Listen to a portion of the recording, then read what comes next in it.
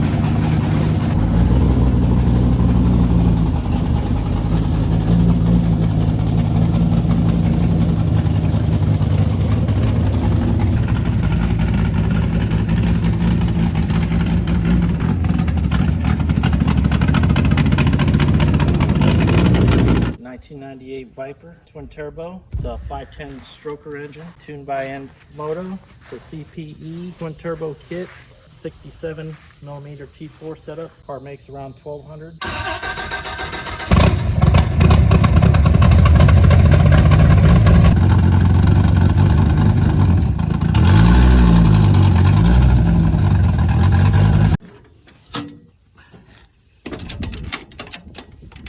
Man, this thing sounds absolutely wicked. And there is something about a Gen 2 GTS that is so hard to see like this. If you've been following the channel, you've seen a couple third gens that have come through that were turbo cars that we've parted out. Those cars are just meh. They don't really, pull at the heartstrings. These things were on posters on walls of almost any car person growing up. They're just so hard to see wrecked like this. But unfortunately, accidents do happen. We're gonna get this thing back to the shop, dive into it a whole lot further. No, just posted up, wait for dipshit Dalt here. He doesn't have my brisket. He's gonna get his ass whooped for the second time in a week.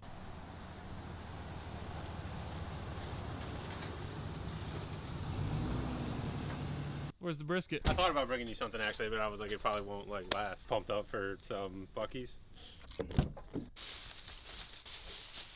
Brought me a bag of trash. Lee just doesn't like the Vipers. That's why he sold his. He can't wait to shred this one. That is incorrect. I do like Vipers. They're not for me, but I like them. I feel like I always have some line of trash talk, but these wheels, man, like, they just don't do it for this car. What wheels are on your car, Eric? Oh, okay. Yeah. And he ran it with you there, right? He Yeah. said it had an exhaust leak over here. Did you hear it? Pipe is crushed. Like, oh, it is? I mean, it has to be. Look at that rocker panel. Yeah, all of them go out the side and then they come back through. He said that to me. He's like, it doesn't sound real good. It's got this exhaust leak. And I'm like, no shit, dude. Look at the rocker, Then it doesn't sound bad. It's just if you're on that side of the car, you hear two noises. So the only thing that is going to be interesting on this car is because it has the cage in it. Well, I already talked to Sal, and he said Steve Drummond might be interested in the chassis. I mean, that's the only thing. Like I told the guy, I'm like, dude, it's got a nice cage. Like, Oh, it's definitely getting sold as a chassis. I guess, yeah. And I guess whoever's going to do like that serious of a setup will probably maybe do something like a different motor setup into this. That's like a real man.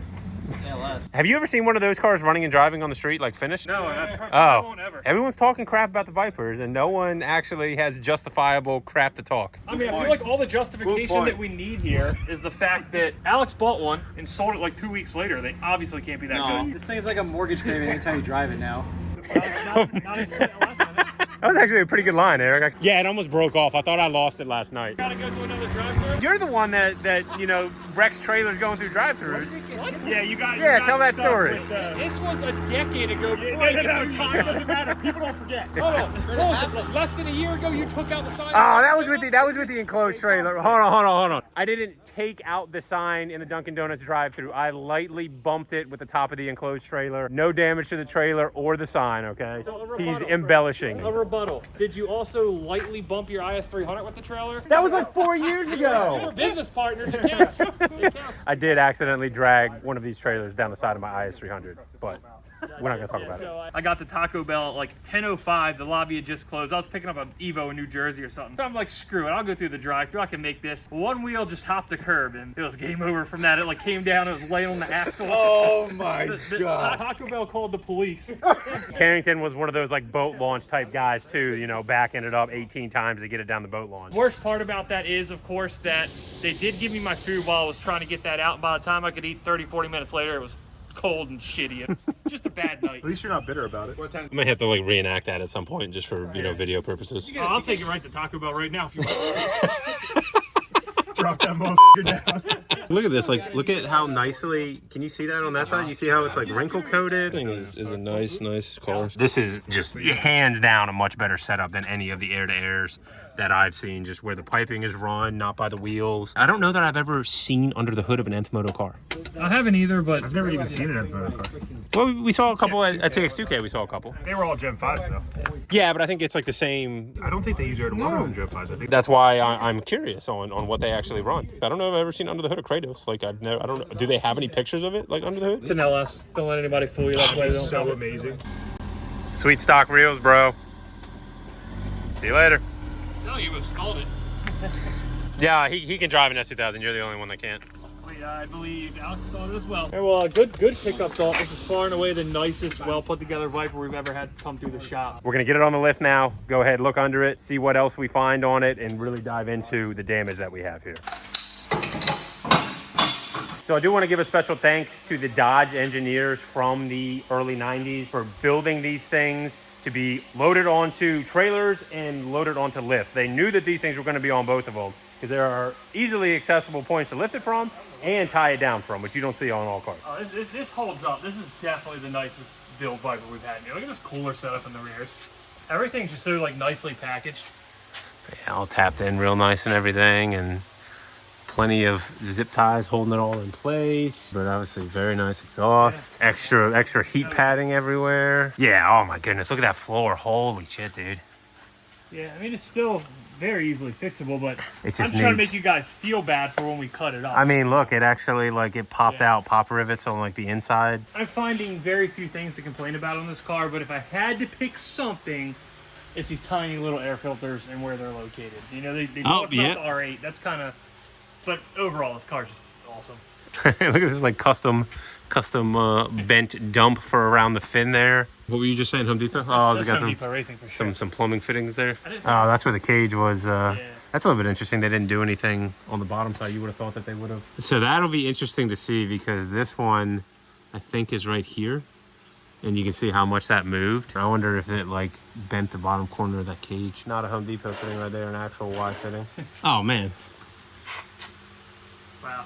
I mean, that's probably, I mean, not even the beating, the cording aside, like, those things are Old. heavily used. May have been preventable. Just maybe. Carrington knows firsthand. No, I had good tires on mine. I have wheelbase issues. Luckily, everything was pretty accessible on this side plate right here, which only has just a tad bit of damage. What that allows us to do is get to the door hinge bolt.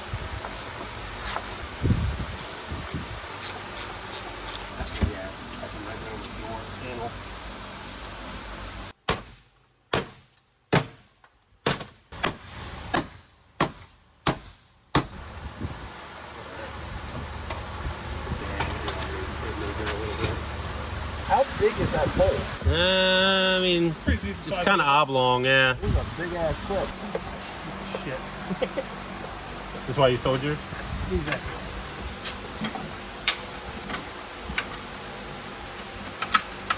It's free. And this is what we were after that whole time, just getting to the screws through this piece that hold that side skirt in place.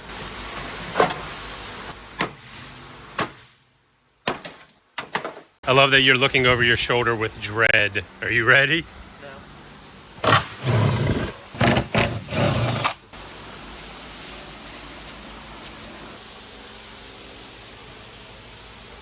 You, Eric. Walking in my goddamn shot. Seriously? I gotta go pee. Texting on your phone. No. You probably text and drive too, don't you? I'm reading about gas prices. Jackass.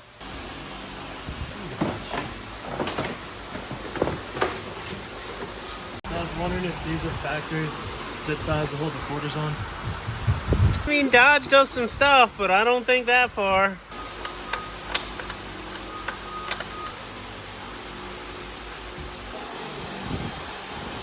So it's the end of day one here for the dismantle on the Viper. We didn't want to send you all off without a proper sound clip, and then we found this. The header is actually broken. What you see below it is the V-band. There is the V-band. That is part of the header. This is the weld. And a lot of times people don't understand. They see a car like this, even with all the body panels removed, it doesn't look that bad at face value until you really start looking at it. One of the motor mount actual piece on the frame is bowed. So it's supposed to be straight up and down, and it's actually like U-shaped like this, where it bowed it because of how much the frame moved around right there. If you look at how tight the frame rail is here on the passenger seat, as opposed to the space that you have there on the driver's seat, you can also notice how inboard the bottom of the door mount is. Basically, it was going until it ran into the cage right. Extensive amount of frame damage that is on this car. It moved stuff all over the place. Minor adjustments here, there, all over this car is just gonna lead to problems down the road. That's where you get the drivability issues, where it becomes very unsafe to actually put this car back on the road. Without the proper adjustments on it, it can just be more unpredictable than these cars already are. They're known for being just wild animals. Even more so when you have one that's making more than 1,200 horsepower.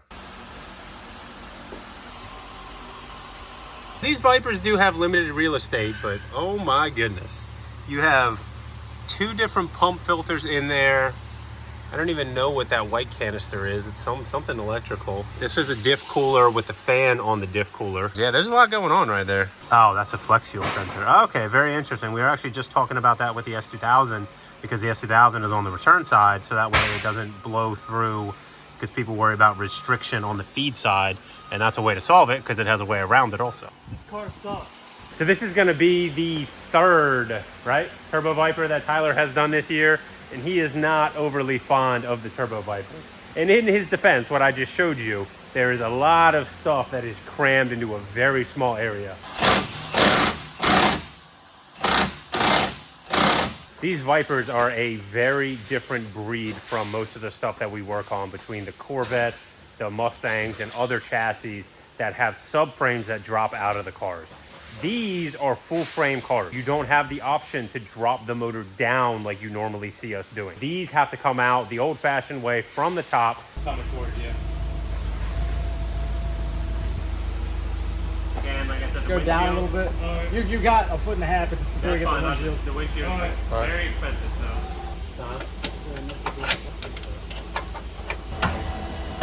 Oh, okay.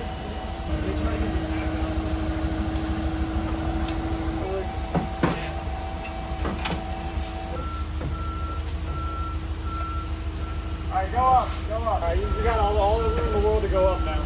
I'm gonna go up and back at the same time, okay? Yep, keep going up.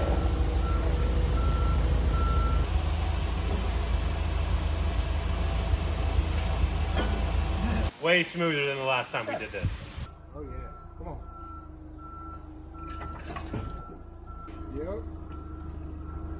Yep. Now it is time for the all-important leak down test.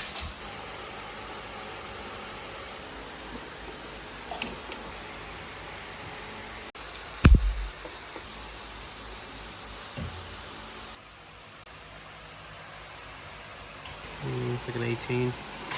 I can go Might be low on pressure. Hold on. If you get to a point where the compressors are low on pressure, but they haven't gone low enough to kick on, you'll see a result like that, where it won't actually be able to generate enough pressure to give you an accurate number, which is why we were only getting to like 18, 16%. So we're gonna let the compressors fill back up, and then we're gonna go ahead and do that same cylinder again. Second thing to remember is that this is a built for boost motor. This is not gonna give you some of the OEM numbers that you all are used to seeing on this channel, where you get 6 or 5 or 4%. It's just not gonna happen because the ring gap is set up for the boost pressure. It's designed for the added pressure to allow a little bit of expansion for the ring. Number 5 on the driver's side again. Yeah, a little better. We'll call that 14. Shit, that one now. We got way too much pressure, that's why. Back her on down. Tyler's giving it the stamp of approval already. Yeah, that's another 10. The official numbers. Great leak down numbers for the built motor that is in this Viper. That's gonna bring us to the end of the video here with the Viper. We have plenty of cleaning up, organization, labeling that needs to be done on all of the parts that came off of this car, but none of that is glamorous enough for YouTube. As with anything else that comes through the shop here, all the parts will be available on our website, leeseparts.com. If you guys are curious about maybe some of the configurations of how we're going to sell certain things, the turbo kit, even the chassis itself. This chassis has serious frame damage on it, as we've touched on. It goes a whole lot deeper than what it appears just to the naked eye. The motor mount on the passenger side was actually collapsed. The spacing on the firewall where 2 of the panels met was actually spaced out, as well as just tons of kinks and bends and dings all throughout, plus that heavy damage where the actual impact was on the passenger side. Even though I don't believe that that frame is really usable in its entirety, somebody with a lot more skill and experience may be able to put it back on the road. If not, the pieces of the frame itself will be super useful to other cars that can be repaired. Very soon, you all are going to see an update on the Turbo S2000 that we bought sight unseen. It was a little bit more of a project than we were originally anticipating. We are still working on it and plugging away to try and get it to a sellable form. Carrington also has plenty of fun videos that he is working on also, so we're going to have a lot of great content coming out in the coming weeks that you all can look forward to. As always, thank you everybody for tuning in. We really appreciate all the support, and we'll see you in the next video.